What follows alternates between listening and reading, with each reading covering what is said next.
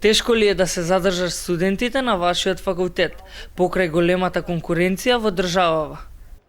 Да бидам искрен, економскиот факултет никогаш, имам работен стаж 38 години, немал проблеми со запишување на број на студенти. Интересот за запишување е многу голем, а интересот за отпишување е беззначителен. Така да економскиот факултет се наоѓа во конкурентско окружување, меѓутоа лично смета дека, бидејќи зборувам за економскиот факултет, дека приватниот сектор во доменот на образованието дека не му представува конкуренција. И така да ние секогаш имаме голем број на студенти, голем интересот на пријавени, на запишани и ние досега успеваме да го одржиме бројот на запишани студенти во сите години. И последните 30 на години секогаш бројка се движи помеѓу 800 до 1000. И во времето кога немавме конкуренција и во времето кога имаме конкуренција, дури има и поголем интерес. Која е разликата помеѓу образовниот систем на државните и приватните факултети? Не сакам да биде сватено како одбрана на државното образование, напад на приватното образование. Јас сакам да кажам, да искористам неколку аргументи кои се многу важни, битни. Прво, дека сите иновации во доменот на предметите што се водуваат во Македонија, прво се воведени на економскиот факултет. И тоа може да се види кој е лидер на таквите промени, кој е следбеник. Може да се видат нашите наставни планови кога се донесени и кога се донесени наставните планови на другите факултети и тогаш може да се види дека ние сме биле лидери кога носиме нови предмети. Понатаму на голем број приватни факултети користат учебници од економски факултет во Скопје. Значен дел од професорите учествуваат во наставата на другите факултети на различни универзитети во Република Македонија. Она што е многу важно за да се види разликата во образованието е што без претерување, значи, не сакам да бидам погрешно разбран, дека приватните факултети не испраќаат професори на студиски престој во странство од 3 месеци, 6 месеци до година дена, од каде што се црпат знаењата, додека економскиот факултет, бидејќи ја има таа диференцијална предност, постојано праќа своји асистенти и професори во трајање од 3 месеци, 6 месеци до година дена на студиски престој во странство. На таков начин се усовршува странскиот јазик, се разбира може да биде еден од светските јазици, се усовршува стручната терминологија, се совладува, се доаѓа до примерниот извор на податоци и информации кои што ги користат и во таков случај речеме ние градиме на конкурентска предност. Ресурсите се најважна работа и најголемиот капитал на економски факултет, покрај другите да речеме два што ги има, се кадрите. На економскиот факултет без претерување се наоѓаат најдобрите професори по основи на економија, по математика, по статистика, по маркетинг и така натаму други дисциплини, така да ние искрено не чувствуваме никаква конкуренција во однос на приватното и државното образование.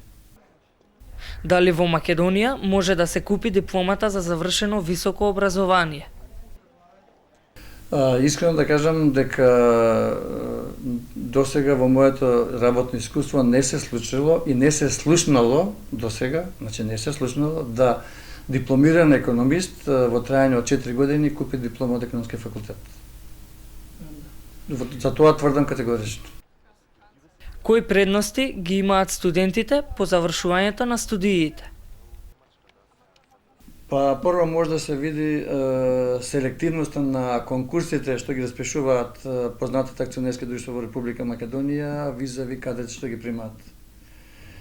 Имам сознание од сите консалтинг фирми кои што вработуваат кадри за компаниите, вработуваат кадри да речеме во Кјуби, сега Финер, вработуваат кадри во топлификација, вработуваат кадри во Шпаркасе, во рафинерија за нафта, во пивара, во цементара, кажуваат дека нашите студенти покажуваат најдобри резултати.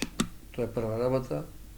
Најголем дел од нашите студенти знаат по 2 јазика и заедно со знаењето на компјутери и дипломата од економски факултет тие се кадри кои што се спремни за 21 век да се вработат.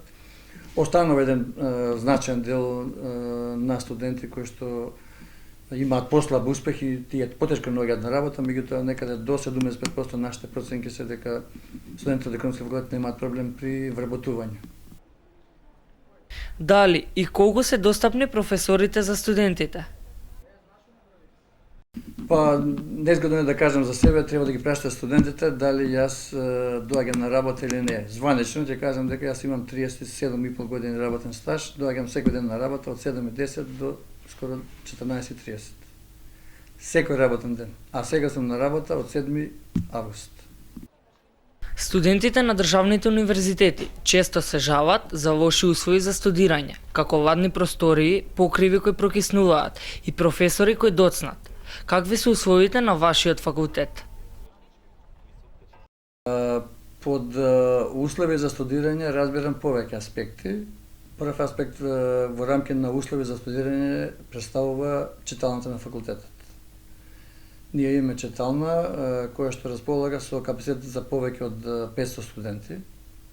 Значи, тоа е прв услов за работа. Втор многу важен услов за работа е што имаме најбогата библиотека во Република Македонија, преку 50.000 томови на книги. Така да тоа е исто така многу важен услов за работа на студентите. Она што е многу важно, имаме бесплатен интернет за студентите. Таму станува збор за 30 компјутери кои што може да ги користат студентите. Имаме дежурни студенти кои што ги плаќа факултетот во вид на стипендија и отвараат, таму имаме компјутери и бесплатно копирање, меѓутоа таму има услови така наречени не смее да се користи компјутерот непродуктивно. Се знае што е непродуктивно користење само за студии, истражувања, за семинарски проектни задачи. Тоа е многу важно, вториот услов. Ние имаме современа електронска библиотека на факултетот. А за тоа дали е ладно, искам да ви кажам, јас нека дојде зимно време па да видите дали нашите предавални се толку топли и жешки, целиот систем на парно грејање е сменет, така да искам да ви кажам, не знам по кој остав они сметат дека е ладно на факултетот. Јас кога студиравме со чадори, со ракавици, меѓутоа сега имаме систем за грејање, за топлување, така да искрено не знам по кој основ студентите се жалат дека факултетот има да речеме лоши услови за затоплување. Ние по стандардите што се имаме преку 25.000 метри квадратни корисна површина, ако се подели со број на студенти 5.000, имаме за секој студент по 4,5 метри квадратни, а стандардот е некаде околу 2,5. Према тоа имаме повисок простор, поголем за студирање. Веќе втора година за оние предмети, значи втора година, за оние предмети кои што имаат поголем број на студенти од 400, нашиот најголем амфитеатар е 400 студенти, организираме 2, односно 3 паралелки во прва година, 2 паралелки во втора година, така да имаме да чеме искрено да не бранам, имаме идеални услови за студирање за нашиот факултет. Ние правевме анкета во едно. Секаде во светот, приватните факултети се повеќе ценети во споредба со државните. Кај нас е сосема обратна сликата. Зошто е тоа така? Во досегашната моја кариера, потенцирам зашто искуството е многу важно, сум посетил повеќе од 100 различни државни универзитети и приватни на целиот свет. Од Австралија, Европа, Северна Америка и Јужна Америка. Таму на вистина приватните факултети се појаки од државните, ама приватниот сектор, поради тоа што има пари, ги привлекува најдобрите професори од соодветната област, ги привлекува и тие даваат подобро образование во приватниот сектор во иностранство отколку на државниот сектор.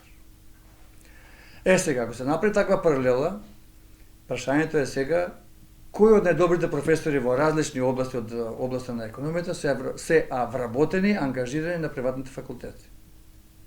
Дајте ми, значи обратно едно прашање сега до вас, дајте ми еден пример, кои од најдобрите професори од областа на економијата се вработени на другите државни факултети и на другите приватни факултети. Нашите приватни факултети не сакат да ангажираат професори еминентни од државните универзитети.